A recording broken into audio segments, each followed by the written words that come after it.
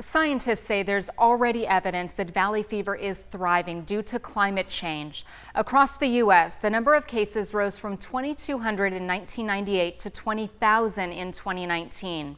Here in Arizona, where 2/3 of valley fever infections are contracted, cases rose 600%. But these CDC numbers are likely underreported due to low test rates and people being misdiagnosed. Fungal diseases are studied much less than bacterial or viral diseases, and there are currently no vaccines available for fungal diseases. Morgan Goris, a scientist at Los Alamos National Library, says climate change may impact the fungus that causes valley fever in two ways. The first being where it can live. Warming temperatures may allow the fungus to live in areas further north. The disease is mostly limited to the southwestern United States right now, but in about 20 years, states like Nevada, Utah, and Colorado may become new hotspots. And then in 40 years, it may even be found in parts of Idaho, Wyoming, and Montana.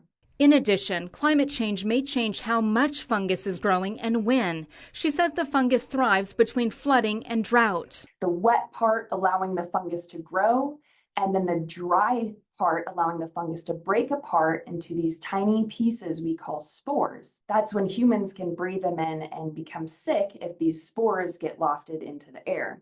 While it's not possible to get rid of fungus in the environment, Dr. John Galgiani says knowledge about valley fever is probably your best defense. That goes for Arizona residents and tourists. People who know about valley fever before they get sick actually ask their doctors, don't you think you should test me for it? And that leads to earlier diagnoses.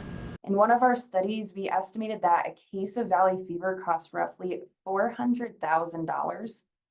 And the annual average total costs across the United States are $3.9 billion per year.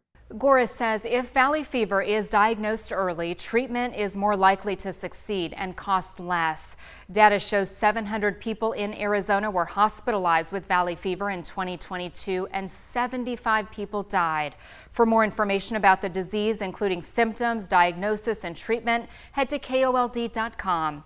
I'm Rebecca Taylor, 13 News.